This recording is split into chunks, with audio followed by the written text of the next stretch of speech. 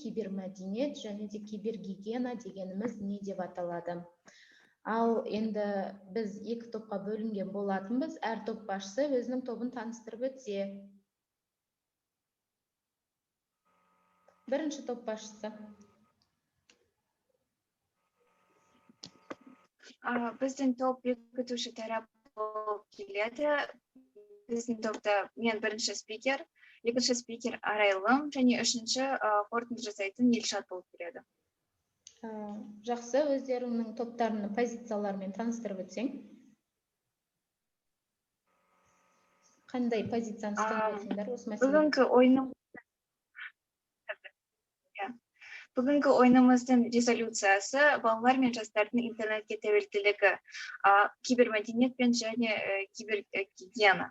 Біз бекітуші тарап ретінде бұл тұжырыммен толықтай келісеміз. Бізге айту керек нәрсе интернетке тәуелділік. Жоқ, біз қазір интернет қауіпті деген сияқты деген стильдегі сөздерді айтпаймыз. Алайда біз онлайн өмірге деген көзқарасымызды өзгерту керекпіз. Ол біздің ойлау қабілетімізге, демек, біздің өмірімізге қалай әсер ететіндігін енді біз қазір қарастырамыз. Өткен ғасырда үлкен жылдамдыққа ие болған ғылыми технологиялық прогресс компьютерлерге және түрлі гаджеттердің тез таралуына жағдай жасап отыр. Компьютеризация біздің өмірімізге тек жағымды ғана емес, сонымен қатар жағымсыз да әсер етеді. Интернет және компьютердің көмегімен қоғамдық және өндірістік қызметтің барлық сфераларындағы дамыту қосымша мүмкіндіктерге ие болады. Осыған орай болашақтағы адам компьютерлер және интернетсіз толық өмір сүре алмайды деген болжамның жүзеге асу мүмкіндігі жоғары екендігін туралы айтуға болады. Қазіргі таңда жасөспірімдердің арасындағы интернетке тәуелділіктің кең таралуы өзекті мәселелердің бірі болып отыр. Яғни біздің дефиницияға айта кетсек, кибермәдениет және кибергигиена. Кибермәдениет дегеніміз сандық техниканың ең алдымен кибернетика ғылымының құрған дербес компьютерлердің көмегімен олардың тасымалдаушыларын қалыптастыратын заманауи мәдениеттің түрі. Кибергигиена интернетпен жұмыс істеу кезінде цифрлық қауіпсіздіктің қарапайым ережелерін сақтау. Бұл әр адам үшін жеке гигиенадан кем емес болады. Келесі дефинициялар интернет және тәуелділік. Интернет дегеніміз қысқаша компьютерлер серверінің бүкіл әлемдік желісі. Ал тәуелділік функция мен оның аргументтері арасындағы қатынас. Қарапайым тілде тәуелділік жалпы алғанда өмірдің барлық салаларына қанағаттанбауды білдіреді. Адамды қоғамдық өмірден басқа белсенділіктен алыстатып, шын өмірден ұмыттандырады. Біздің критерий балалар мен жастардың интернетке тәуелділігі. Қазір мен біздің кейсті ұсынамын.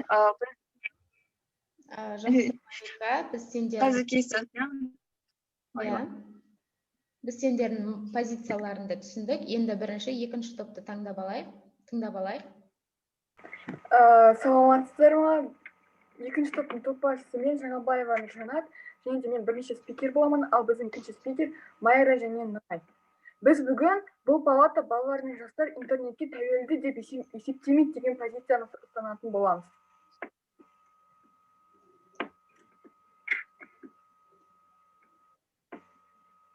Жақсы. Өздеріңнің қарсы топқа сұрақтарыңды қойсаңдар. Жақсы, мен де біздің өзіміздің тақырыбымызбен таныстырып кетейін. Біздің бүгінгі ортаға тастап отырған қарар, бұл палата балалар мен жастар интернетке тәуелді деп есептемейді. Дефинициядан бастасақ, балалар деген кімдер? Балалар олар 1 жастан 7 жасқа дейінгі, ал жастар 13 жастан 18 жас аралықтарындағы тұлға. Және де біздің бүгінгі бірінші аргументіміз ол ықтималдықтың аздығы. Біз неге бұл аргументті алдық? Біздің бүгінгі тақырып бойынша біз балалар мен жастардың интернетке тәуелді емес екенін дәлелдеуіміз қажет. Және де бәріміз білетіндей, информатика сабағы бізге бастауыш кезден бастап, 1-ші сыныптан бастап берілетін болады. Және де осының арқасында информатика сабағында бізге мұғалімдер интернеттің пайдасы мен зияны туралы айтады. Және де осының арқасында біз ғаламтордың ғаламторға тәуелді бола алмаймыз. Яғни кішкентай балалардың санасына кішкентай кезінен бастап құйылады, что интернетке тәуелді болудың қажеті жоқ және оның зияны туралы айтылады. Сондықтан да олар үлкейге келе, олар жасөспірім болған кезде олардың интернетке тәуелді болуының ықтималдығы аз. Және де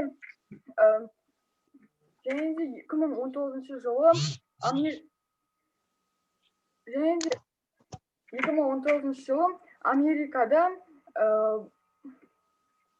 Америкада арнайы эксперимент өткізілді. Және де осы экспериментте олар жасөспірімдерді 10 жастан 20 жасқа дейінгі жастарды және жасөспірімдердің интернетке қаншалықты тәуелді екенін дәлелдегісі келді.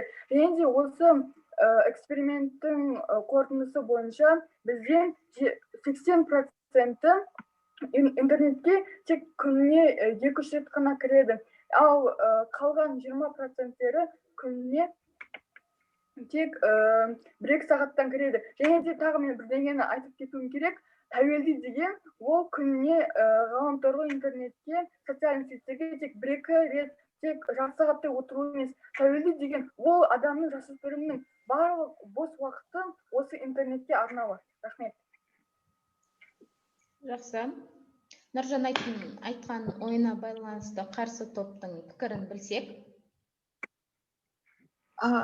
Біз өзіміздің бағана біз аргументтерді айтпадық әлі. Айтсақ бола ма? Иә, әрине. Қазір кейсті ұсынамын.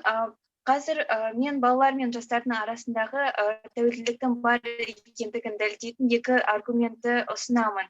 Яғни олар ресми мойындалу жөнінде, ал үшінші аргументті екінші спикер айтып кетеді қазір. Бірінші біздің ең басты аргумент дүниежүзілік денсаулық сақтау ұйымы ойынға және интернетке тәуелділіктің бар екенін ресми түрде мойындады. Яғни дүниежүзілік денсаулық сақтау ұйымы зерттеулерінен Жапонияда, Қытайда және кейбір еуропалық елдерде миллиондаған адамдар интернетке тәуелділік деген диагноз қойылды. Яғни ол уже дәлелделген нәрсе. 10 қазанда аталып өтетін психикалық денсаулық күні қарсаңында біз виртуалды өмір шындыққа қарағанда неғұрлым маңызды болып отырғаны туралы шешім қабылдаған. Айта кететін болсақ, балалар көп уақытын интернетте өткізеді, әлеуметтік желіде хат-хабар алмасып, өз құпияларын сақтайтын онлайн күнделік жүргізеді. Бүгінде көбісі кибергигиена мен оны тәрбиелеу керектігін біледі. Ал сіздің балаңыз ол туралы біле ме? Біз білім мен ғылымның дамуы 2025 жылға дейін бағдарламасына міндетті кибермәдениет және кибергигиена бағдарламасын енгізуді жоспарлап отырмыз, деп Қазақстан Республикасының білім және ғылым вице-президенті Рүстем Биғари жазған. Яғни бұл жағдай бүкіл әлемді қамтиды және біздің Қазақстан Республикамызда бұл мәселені қатал түрде көріп тұр. Сол айтқым келіп отырғаны, біздің вице-президентіміз 2025 жылға дейін кибергигиена мен кибермәдениет деген бағдарламаларды енгізеді. Яғни бұл тәуелділіктің бар екендігін дәлелдеп отыр. Былтыр күзде ЮНИСЕФ ұйымы әлемнің 160 еліндегі 1 миллионнан астам бала арасындағы кибербуллинг, яғни интернетті қоқаң-лоққы жайлы сауалнама жүргізген еді. Сонда респонденттердің 70,6% мұндай әрекетпен кемінде бір рет бетпе-бет кездескен айтқан. Құмар ойындарға тәуелділікті алкогольге немесе нашақорлыққа қарағанда емдеу әлдеқайда қиын, себебі интернет барлық жерде бар деп жапондық доктор Хигучи айтып кеткен болатын. Жақында жүргізілген интернетке тәуелділік санатындағы ұлттық зерттеу нәтижелері бойынша 2018 жылы жасөспірімдердің 1,82 миллион ер адамы интернетке тәуелді болды. Бұл шамамен 3 есе көп. Және сол зерттеулерде 1,3 миллион әйелдің интернетке тәуелді екені анықталды. Бұл 2013 жылға дейін жылға қарағанда 0,15 миллионға арттырады. Бұл барлық мәліметтер ресми түрде жүргізілген болған. Рахмет. келесі менің айта кететінім ол сандық аутизм, яғни сандық аутизм дегеніміз не? Бұл смартфон пайда болған кезде адаммен ұзақ уақыт психологиялық байланыста болмау.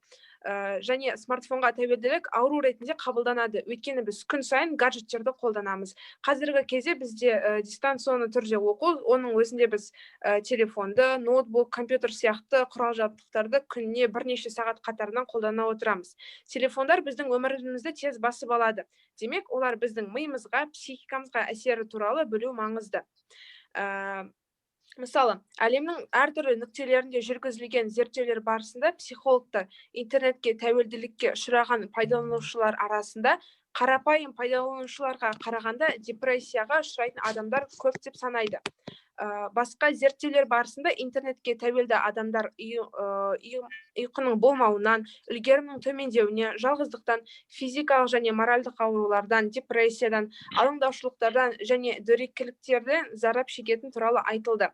Қытай және Австралия ғалымдарының жақында жүргізілген зерттеулер нәтижесі бойынша интернетке тәуелді жасөспірімдер басқа жас топтармен салыстырғанда дөрекі мінез құлық пен өзін-өзі азаптаудың ықтималдығы жоғары екенін көрсетеді.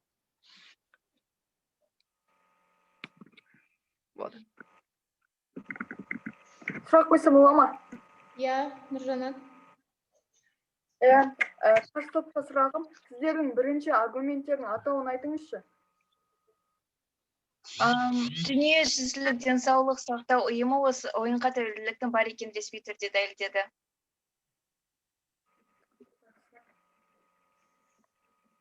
Жақсы, қарсы жауаптарың бар ма?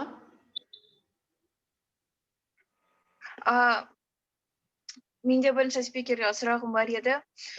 Ол бағана айтып кетті, информатика сабағы бірінші сыныптан бастап жүргізіледі, және бұл тәуелділік туғызбайтынына кім гарантия бере алады? Қайталаңызшы, естілмей жатыр. Сіз бағана айтып кеткендей, информатика сабағы бірінші сыныптан бастап жүргізіледі, және бұл тәуелділік туғызатынына кім гарантия бере алады? Жақсы, қараңыз енді, мен бағана қайталап кеткен жағдай қайттан айтамын.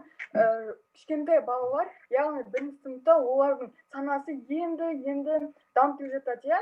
Енді қараңыз, осы информатика сабағында, қазір басқаша аталады, АКТ-ма сондай. Енді қараңыз, осы информатика сабағында мұғалімдер және кітапта әр сыныпта өздерінің мысалынан тақырып болады ғой, интернеттің пайдасы мен зияны дегенше, осы арқылы олардың санасында осы сіңіп қалады. Яғни ғаламтордың интернеттің қандай зияны бар екен, және де осының арқасында өзі информациямен олар өседі, және де соның арқасында үлкейгесінде олар тәуелді болмауына кепілдік бере алады. Сондықтан да информатика деген сабақтың пайдасы бар.